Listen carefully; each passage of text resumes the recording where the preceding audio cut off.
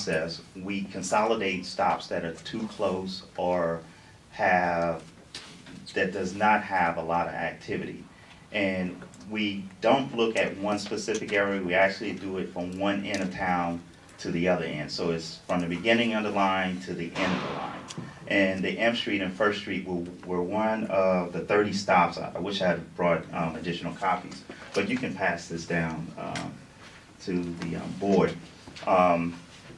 And what we do in the process is several steps within the consolidation process. We initially post notices informing the public and the citizens, hey guys, this stop has been considered by WMATA, vetted through DDOT to be consolidated. And when we say consolidated, most of the time that means be removed.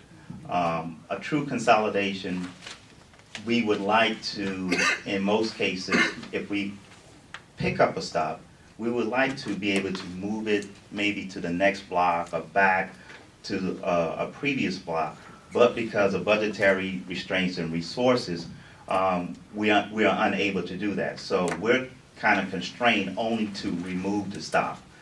So the first step is to put up a notice, and the notice inform the public, we're considering consolidating the stop. Please call this number or email us or go onto our blog and comment. Give us your opinion on what you think before we pull the stop. And normally we like to keep that notice up for about 2 or 3 weeks. So this particular stop and the feedback that we got back, I believe we only got, I'm sorry for the small print, but we only got one comment from the public on this particular stop. With that, and we actually received comments on not only on this stop, but other stops on the 96 corridor from Capitol Heights Station to, what is it, David? Wisconsin Avenue, Tenleytown. So we received comments from Capitol Heights all the way to Tenleytown on all the stops that we were consolidating. So depending on the feedback, what people were saying would depend on whether we removed it or not. So after that process, we then went back out, took the notice down that we were going to remove it, and placed the notice telling the public, okay, we heard your comments, we considered your concerns. However, we still decided to pull it, or we heard your concerns, we're going to leave it alone and let it stay there based on your feedback. So that's the case for the M Street and First Street stop.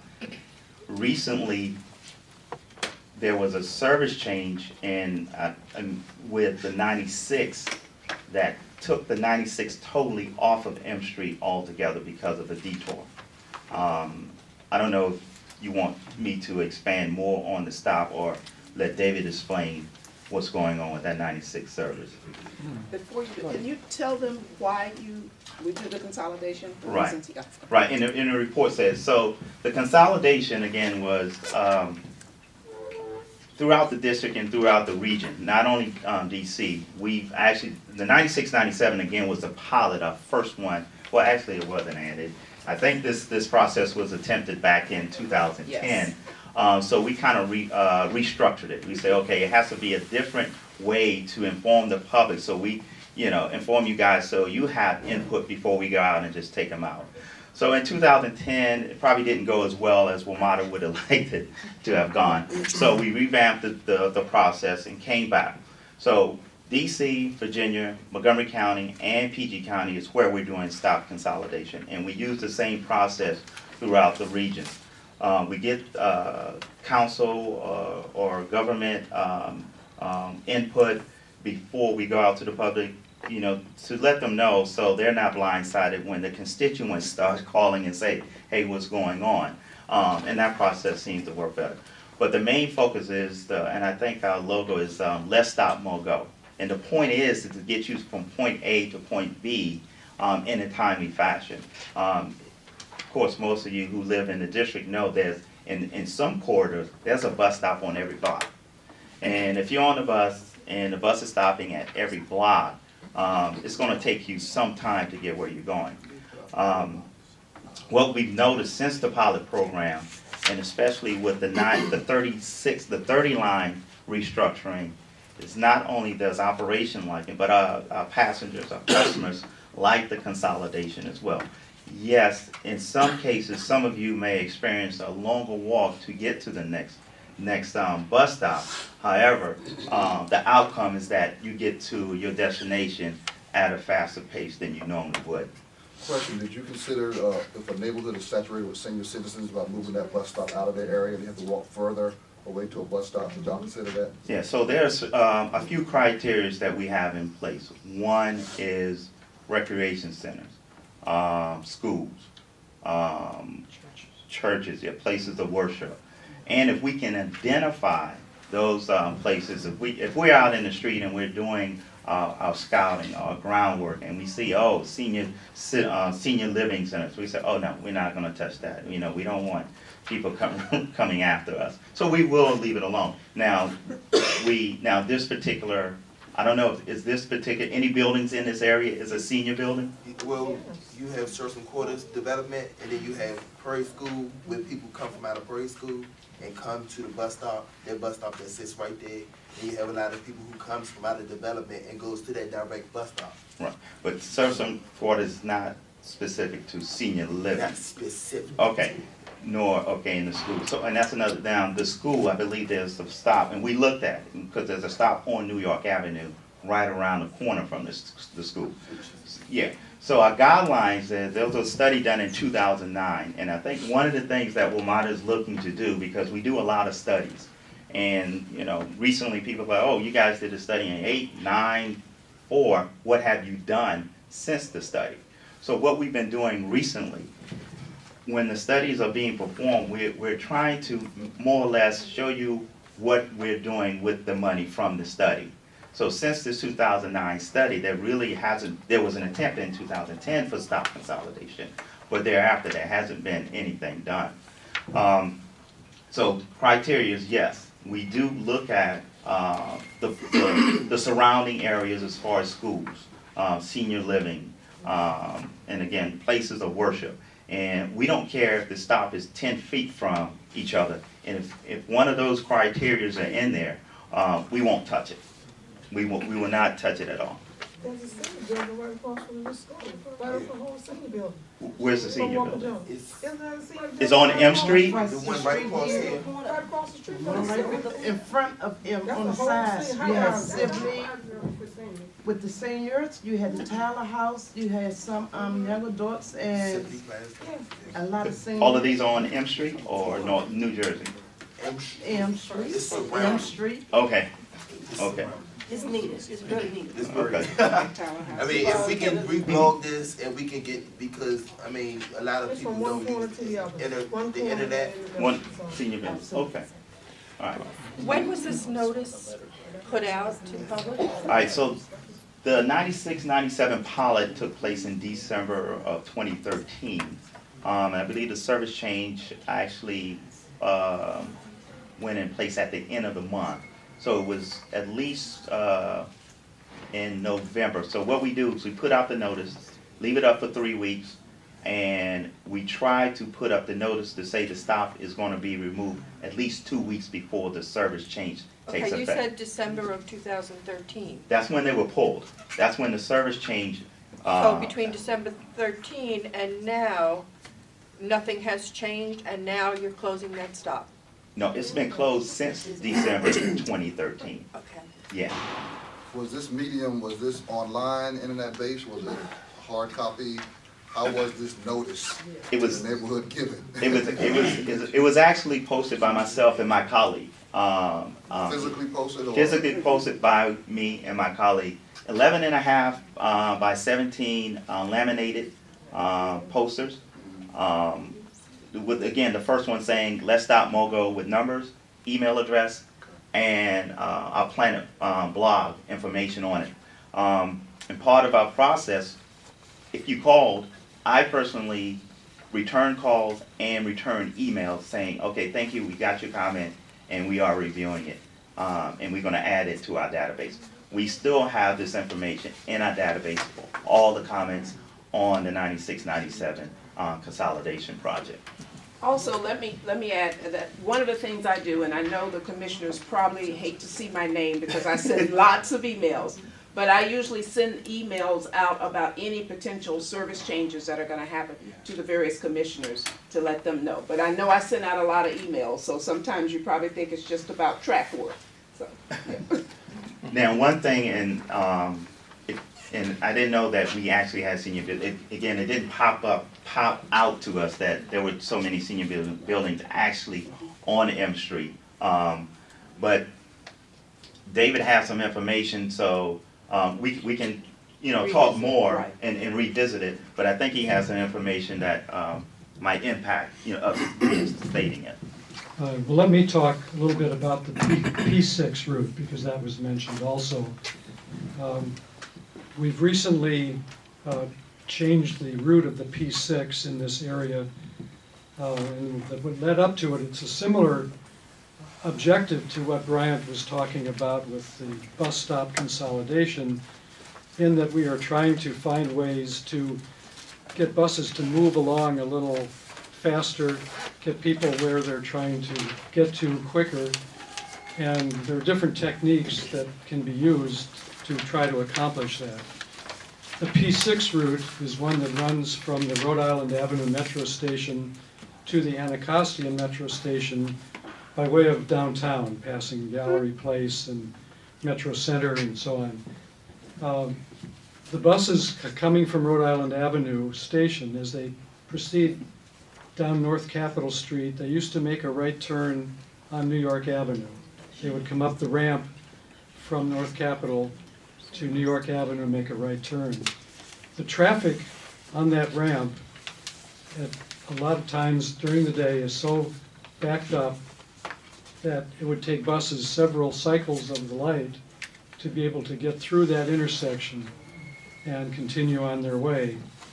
The P6 route carries almost 6,000 riders a day, and the delays like that one impact everybody on the route, because it's going to mean the buses take longer to get there. They aren't always on time because they get hung up in all of this backup of traffic. So we went to public hearing in the fall, this past fall, with a proposal to change the P6 route heading toward Anacostia to have it use the underpass on North Capitol Street at New York Avenue instead of coming up the ramp, continuing down North Capitol to K Street, making a right turn on K to 5th Street, and then picking up again where the regular route is. We had 6 public hearings on that proposal over the September-October timeframe this past year. Received only a couple of comments from riders about that. So we went ahead and implemented the change in the route. And then at the same time, the other direction heading toward Rhode Island Avenue, which also used New York Avenue and then turned onto M Street, like the 96. We changed that route as well to use K Street and North Capitol, so that both directions of the P6 route are running on the same street, so that people can easily, travel both directions and have stops in a similar location. So that change in the route, of course, has removed service from a few stops on New York Avenue between North Capitol and 5th Street. The ridership at those stops before the change had about 300 people a day getting on the buses at those locations. But compared to the 6,000 a day who ride the route, the delays were impacting a much greater number of people than are now being impacted by the rerouting. So it's kind of a trade-off. One group is going to benefit, another group is not going to be so well off. But we've been looking at this kind of approach in other places around the city, again, to try to get buses to move along a little faster. We had worked with DDOT prior to this change for a number of years, actually trying to see if there was some improvement that they could make at that intersection at North Capitol Street and New York Avenue. But with the volume of traffic that flows through there, the constrained space of the roadways, there really wasn't too much that they could do to kind of facilitate bus movement. So that's what has led to the change in that route. So, are there any questions on that? New Jersey, the two-way, Oh. that's gonna impact.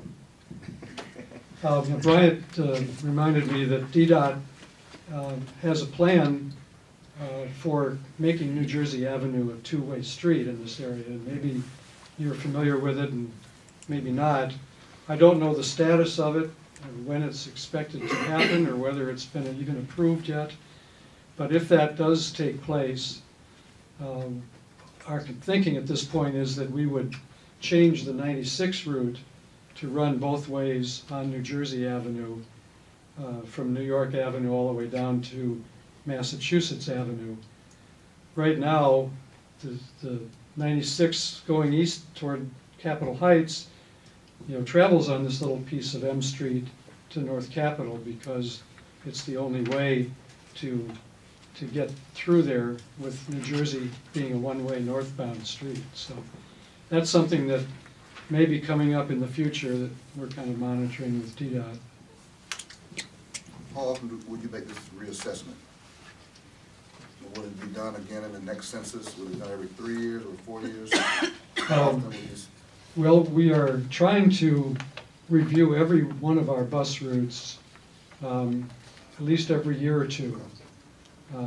We just kind of getting started in that process, but one reason it's taken this long is that we haven't always had the data available on who's riding, where are they getting on and off, that sort of thing. Now we are getting this data through the equipment that's on the newer buses, and so it gives us the chance to review this more frequently. So The reason why I ask, because so much construction is going on in the city, sometimes you have to reassess exactly, what may work in 2014 may not work in 2015. yes, yeah, we intend to do that.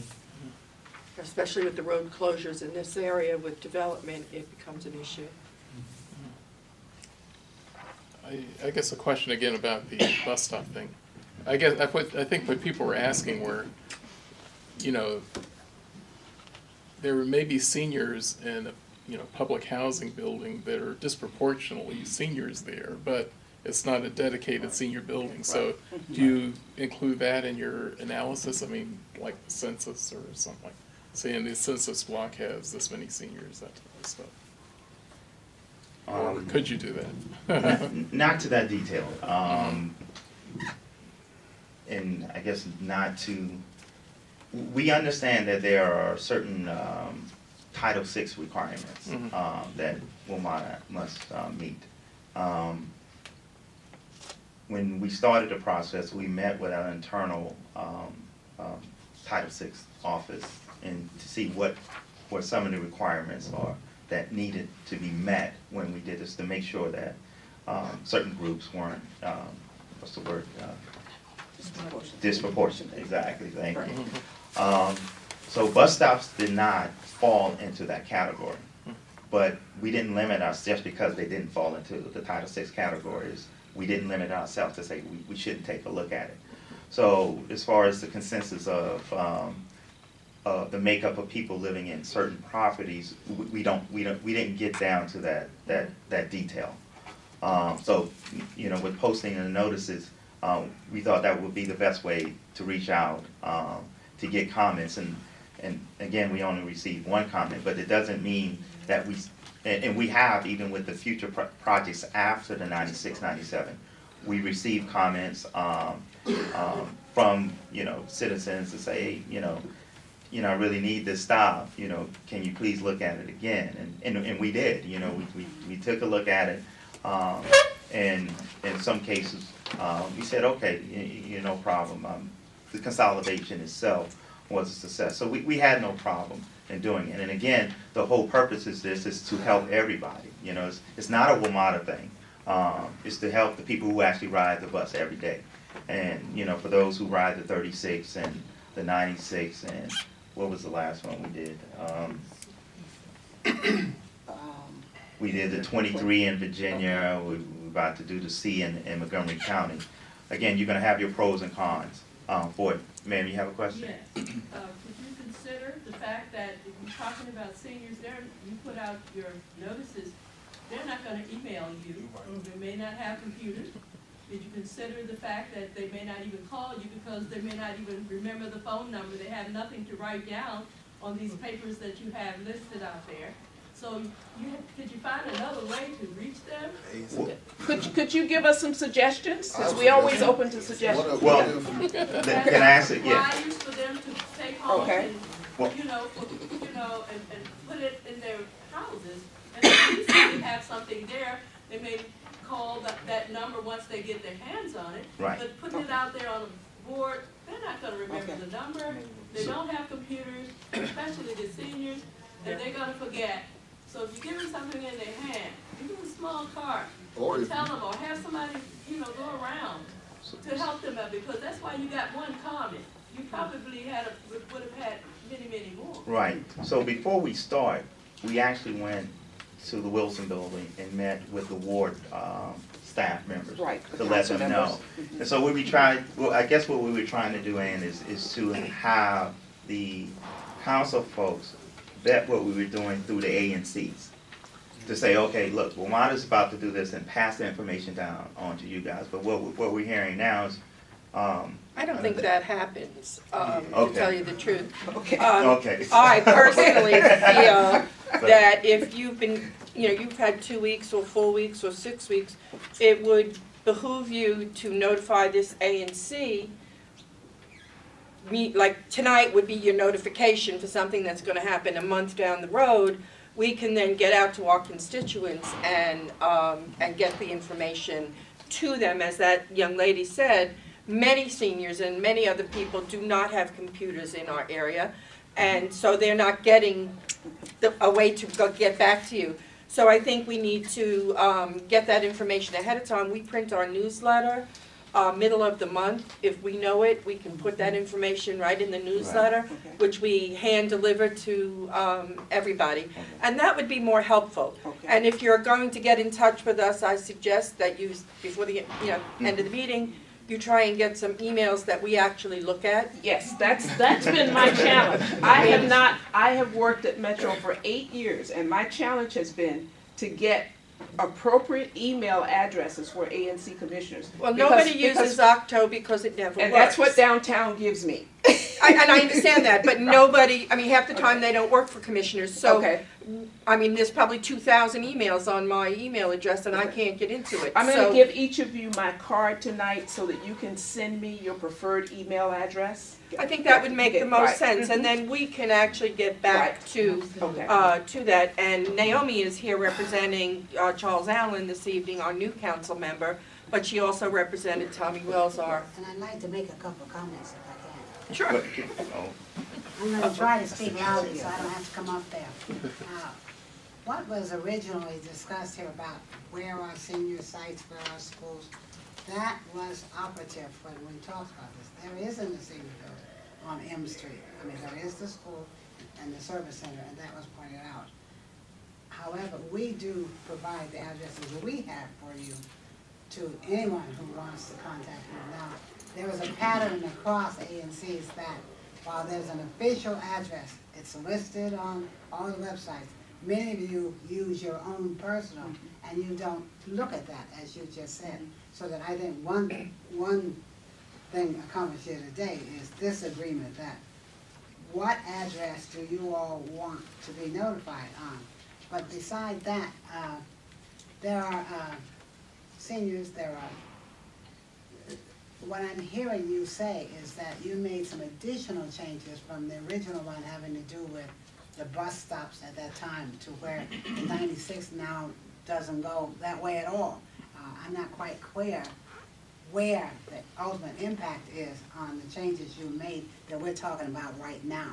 I think people can see a big gap missing here because some other changes happen to change other routes. So I think that's the real problem here today. I don't think if you'd had those other ones, a stop around the corner on New York Avenue, that would have been a problem.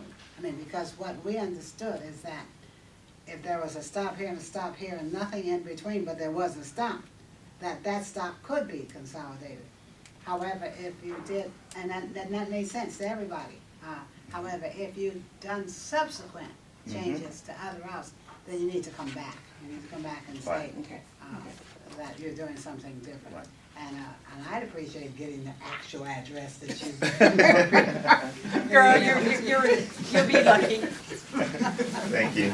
I think, Commissioner, you had a You were comment. asking for about suggestions, and my thought process was, in addition to the ANC, you actually touch base with the property manager of those buildings, and they can give you a quick response, or they give you a resource to find out, well, how many seniors in your building?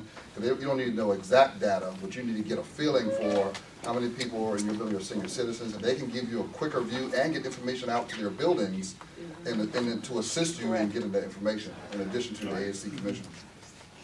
That is correct, because most of the buildings have some sort of communication, whether they hang a notice in their elevators or whether they have a computer link throughout the building. That's a good way, because the building I'm in has seniors in it also, but you'd never, consider it because it's mostly young people. But there are seniors in that building as well that could be affected by. So, yeah. You wanna address this, everything? So is it possible to get this bus stop backing up? Say again? Is it possible to get this bus stop backing up? Well, we can have some conversations after this meeting and discuss it, but remember, like David said, there is a project pending with DDOT to make New Jersey Avenue a two-way. And once that is done, he's gonna reroute the service off of M Street to go directly down New Jersey, bypassing this, going straight down to Mass Avenue. So if again, we can revisit, we can have some conversations afterwards, but, our thought is if we put it back, say, in 2 weeks, and then in spring, when DDOT does the streetscape work and does the two-way, we won't be coming down this street at all. But again, we can have some conversations afterwards and discuss it. And we have your contact information, Commissioner. Yeah, okay. You got about 2 minutes to wrap up. Well, I still have another bus stop. Yes, exactly. 7th and Q. I think that was on the agenda as well. 7th and Q was discontinued a couple years ago for construction in that block between, was it Q and S, between Q and P. My knowledge is the construction is completed now, and there's requests to place that 7th and Q stop back. We looked at it, and when the construction was completed, what our database showed us is that Q Street stop never had a sister stop across the street or a brother stop across the street going on the northbound side. So the stop that they're talking about is the southbound on 7th Street, where the new construction is. There was a stop there previously. Construction happened, the stop had to go. Construction is completed, people are asking to put it back. So normally what we like to do when we reinstate or install stops is put stops in pairs, because our thought is, well, if we pick you up from here, you want to be dropped off at the same place that you got picked up from. So the two stops, the alternative stops, one at P Street where the new Giant is, where that new development, going southbound, and the other stop is at the library at Rhode Island Avenue on 7th Street. So, again, we hadn't considered reinstating that stop, but my understanding is that there has been some requests to do so. Well, let's have a conversation and try to get some of this looked at again. Okay. Alex? So, obviously, there was not the same outreach process that was undertaken for the consolidations, because this, Right. from the perspective of the community, that stop was temporarily removed with Right. the intention that it be returned. And you did not take into consideration, because you did not do that same process, the fact that over 300 seniors live at Asbury Dwellings. And while Asbury Dwellings has 2/3 of the east side of the 1600 block of 7th Street, it has a Marion Street address. So I can see how you might not realize that it's a senior building. It's 1616 Marion Street Northwest is Asbury Dwellings, the old Shaw Junior High School, with over 300 seniors living there. They're the folks that have been calling me almost daily, asking me when that bus stop is coming back. Okay. So And I'm let's happy take a to look put you- at some of and this. I'd like to invite you to come to the next Tenants Association meeting, so you can hear directly from them that they are they will not go to the stop at 7th and R Street because Rhode Island Avenue is too I hear busy you. an intersection Yep. For them to for them cross. to get across there. Yeah. So that's why they want to go to 7th and Q. Okay, Okay. understood. So Ann, I'll let you know Yeah, when that we'd meeting is definitely scheduled. be glad to come out. Okay. Very cool. Okay. Thank All you right. so Thank you, very guys. much. Thank you. We appreciate. Thank you so much. Okay, next on the agenda, DC Water. And you've been waiting a while now, No, that's I all right. know. I've been looking at these cookies, actually. And if you'd like.